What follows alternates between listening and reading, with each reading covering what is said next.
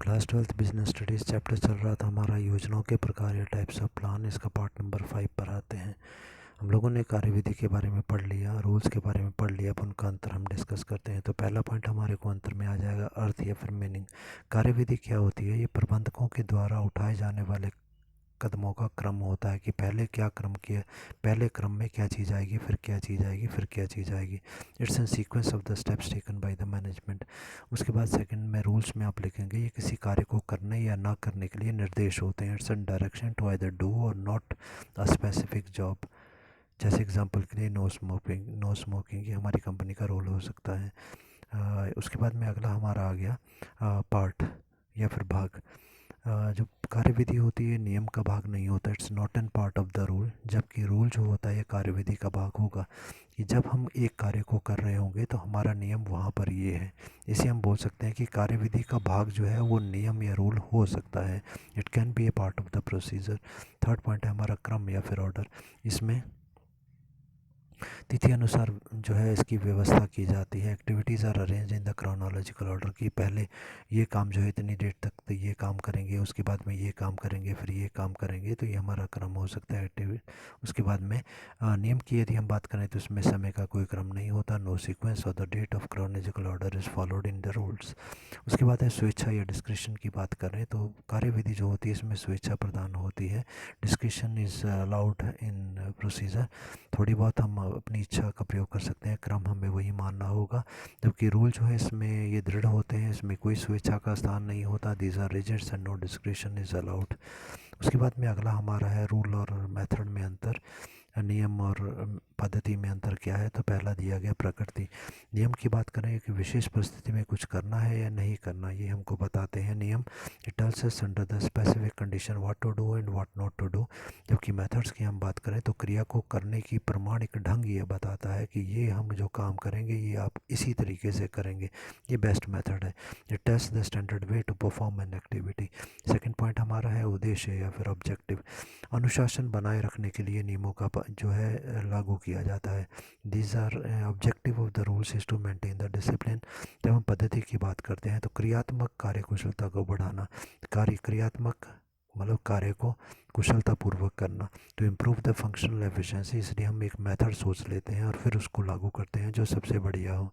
Third point है आधार या फिर बेस। नियम जब बनाए जाते हैं तो विवेक के आधार पर, मतलब बहुत सोच समझ के, बुद्धि के आधार पर, उद्देश्यों के आधार पर ये बनाए जाते हैं। They are based on the intellect and the property and the objective of the company.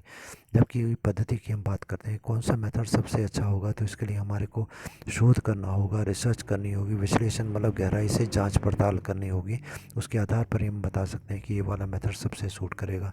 This are based on the research and the analysis. Fourth point है सजा या फिर पनिशमेंट। अब यहाँ पर नियम की हम बात करते हैं तो यदि कोई व्यक्ति नियम की पालन नहीं करता है तो उसकी अवहेलना करता है तो उसे सज़ा दी जाती है।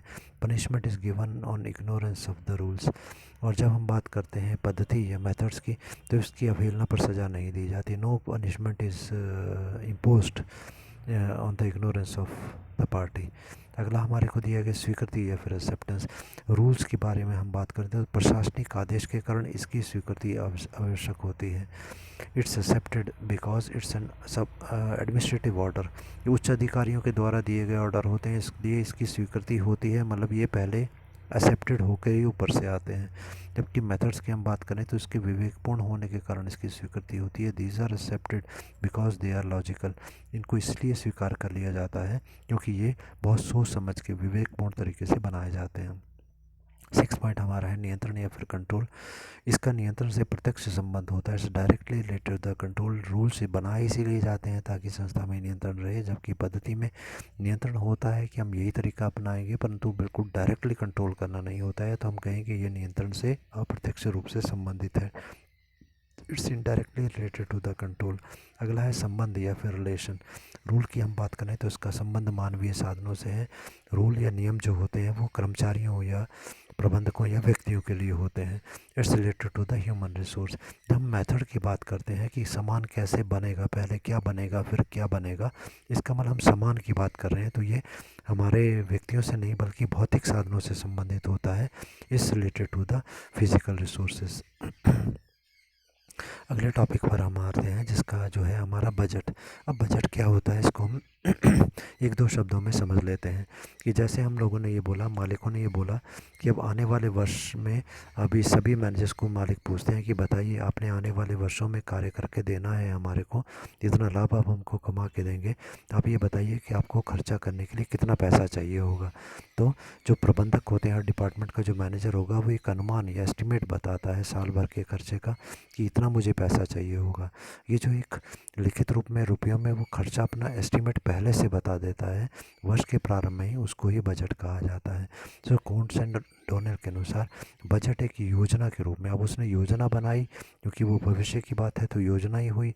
गणनात्मक शब्दों में, गणनात्मक मतलब कैलकुलेट करके शब्दों में बताया, रुपयों में बताया कितने लाख रुपए चाहिए। अपेक्षित परिणामों का विवरण, अपेक्षित मतलब जो परिणाम हम प्राप्त करना चाहते हैं, इतने खर्चे में हम काम करना चाहते हैं, ठीक है। सो कूंट्स एंड डोनेल के अनुसार a budget is a plan, plan means for the future, it's an statement of, किस चीज़ की स्टेटमेंट है ये, एक्सपेक्टेड रिजल्ट, जो रिजल्ट हम प्राप्त करना चाहते हैं, इतने रुपए हम खर्च करना चाहते हैं, and it's expressed in the numerical items, रुपये में इसको दिखाया जाता है। इसके ऑब्जेक्टिव यानी इसकी विशेषताओं पर आते हैं, पहले फीचर्स पर आते हैं। तो बजट बोला गया योजनाओं का भाग होता है। Budgets are the plans, part of the plans, क्योंकि वर्ष के लिए, आने वाले वर्ष के लिए हम लोगों ने पहले बना दिया तो ये हमारा प्लान या योजना हो गई। योजना हमेशा भविष्य के लिए बनाई जाती है। थर्ड, इसके द्वारा निकट भविष्य में होने वाले व्ययों को अंकों में प्रस्तुत किया जाता है।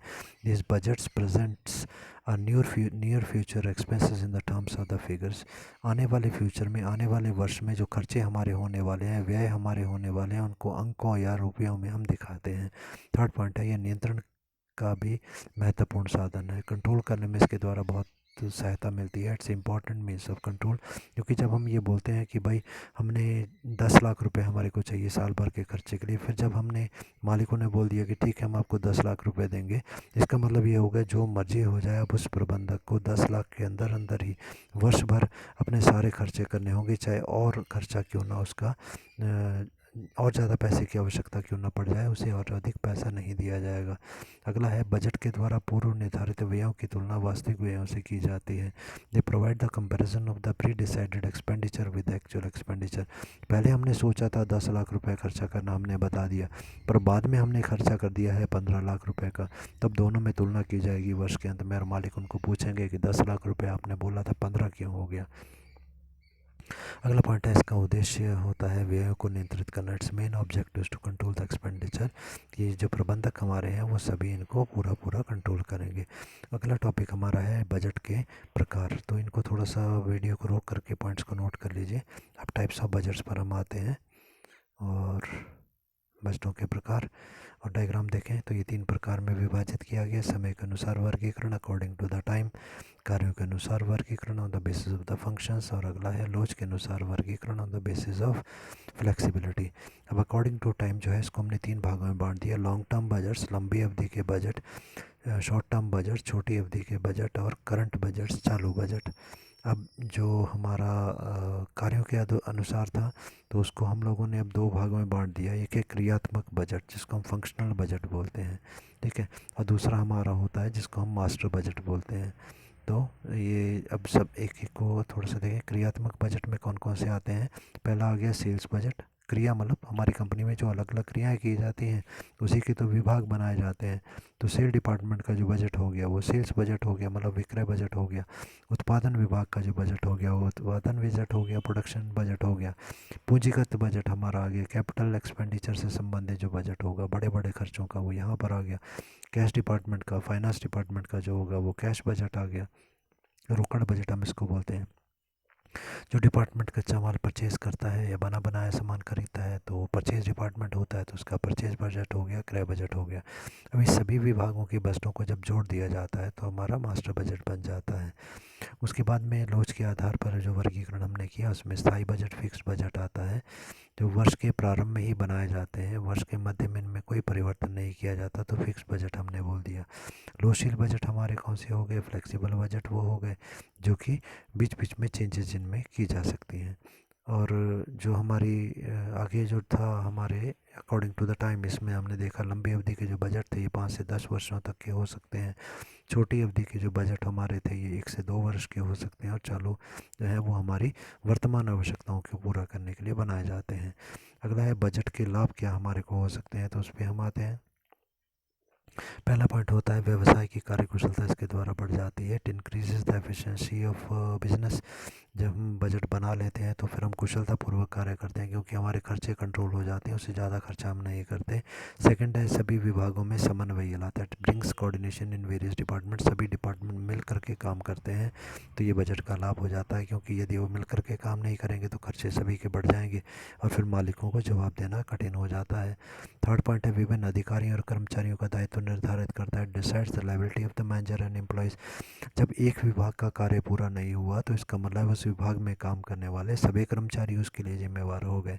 अगला पॉइंट हमारा है यह फालतू खर्चों और फालतू के खर्चों को रोकता है। It's avoids extravagance and the wastage. जितनी भी वेस्टेज होती है, फालतू खर्चे होते हैं, उनको ये रोकने की कोशिश करते हैं, क्योंकि हम फालतू के खर्चे यदि करेंगे तो अपने आप ही हमारे खर्चे ज़्यादा हो जाएंगे बजट से। अगला है हमारा व्यावसायिक गतिविधियों पर नियंत्रण रखना। It controls the business activity.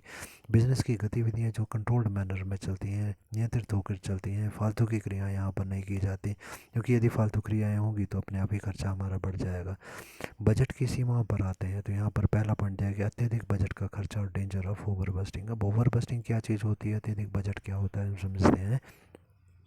सामान्यतः हम लोगों ने अभी पढ़ा कि वर्ष के अंत में मालिकों ने बोल दिया कि प्रबंधकों को और डिपार्टमेंट के मैनेजर्स को कि आप बताइए आपको कितना खर्चा चाहिए साल भर के लिए। तो होता यह है कि अगर मैनेजर बोले भाई मुझे चाहिए 10 लाख रुपया, तो मालिक बोलते हैं नहीं 10 लाख नहीं देंगे, हम आपको 7 लाख ही देंगे या 8 लाख ही देंगे। मालिक सामान्यतः क्या करते हैं, पैसा कम खर्चा करना चाहते हैं तो बजट में से वो कुछ ना कुछ कम अवश्य कर देते हैं। तो मैनेजर भी इसके लिए चालाकी करते हैं। वो क्या करते हैं, अगर उनको लगता है 10 लाख का खर्चा चाहिए तो पहले ही वो 12-13 लाख मांग लेते हैं कि 2-3 लाख घटा देंगे तो भी तो वो हमारा जो है 10 लाख तो मिल ही जाएगा और हमारा काम चल पड़ेगा। वो मालिक खर्चे को बढ़ा करके बता देते हैं। तो अब कई बार क्या होता है कि मालिक उस जितना मैनेजर ने मांगा उतना ही हमने दे दिया। ठीक है, मालिकों ने बोल दिया, उसने 10 लाख की जगह 15 लाख मांग लिया तो मालिकों ने बोला ठीक है हम आपको 15 लाख देते हैं। जब उसको आवश्यकता से ज़्यादा पैसा मिल गया तब क्या होगा, फिर वो अति बजट हो जाता है। फालतू का खर्चा भी बढ़ गया एक हमारा, और दूसरा जिस आदमी को ज़्यादा पैसा मिल जाएगा वो वेस्टेज भी ज़्यादा करेगा।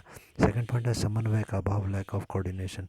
हर एक आदमी का बजट जो है वो सीमित मात्रा में होता है। उसको ये भर रहता है कि मेरा खर्चा कहीं बढ़ ना जाए, तो मेरा खर्चा जो है कंट्रोल होना चाहिए, बाकियों का खर्चा बढ़ जाए उससे मुझे कोई फ़र्क नहीं पड़ता। तो यहाँ पर समन्वय नहीं होता है, डिपार्टमेंट मिल करके काम नहीं करते। अगला है प्रेरणा की कमी, लैक ऑफ इनिशिएटिव। अच्छा कार्य करके दिखाने की प्रेरणा यहाँ पर नहीं मिलती, क्योंकि हमारे को तो चिंता यही रहती है कि कहीं खर्चा मेरा ना बढ़ जाए। तो अच्छा कार्य करके दिखाना, इसके लिए कई बार हमें कुछ थोड़ा फालतू खर्चा भी करना पड़ता है कोई नई चीज़ करने के लिए। तो यहाँ पर प्रेरणा नहीं मिलती है अधिक कार्य करने। लोच की कमी, यहाँ पर लैक ऑफ फ्लेक्सिबिलिटी अगला पॉइंट दिया गया। लोच की कमी का मतलब एक बार जो बजट अप्रूव हो गया उससे ज़्यादा हम फिर नहीं खर्चा कर सकते, अपनी प्लान को हम चेंज नहीं कर सकते। पांचवा पॉइंट है ये खर्चीली पद्धति होती है, एक्सपेंसिव होती है, क्योंकि साल के शुरू में ही हमने पूरे वर्ष भर का अनुमान लगाना, तो बहुत सारी चीज़ों को हमने ध्यान में रखना होता है, काफ़ी सारी डाटा इकट्ठा करना होती है, मार्केट से सूचना एकत्रित करनी होती है, काफ़ी खर्चा इसमें आ जाता है। सिक्स पॉइंट है बजट प्रबंध एक का उपकरण ना कि स्थानांतरण। Budget is a tool of the management and not and substitute. Budget जो है प्रबंध का एक उपकरण है, इंस्ट्रूमेंट है। बजट एक तरीका है, ये एक माध्यम है जिसके के द्वारा प्रबंधक जो है बिजनेस को चलाते हैं। ठीक है, परंतु प्रबंधक की जगह पे बजट को लगा दिया जाए कि मैनेजर को निकाल दो और बजट से ही काम चलेगा, तो ऐसा नहीं होता। बजट जो है मैनेजर की जगह पे नहीं आ सकता, बल्कि उसकी मदद करने के लिए अवश्य बनाया जा सकता है।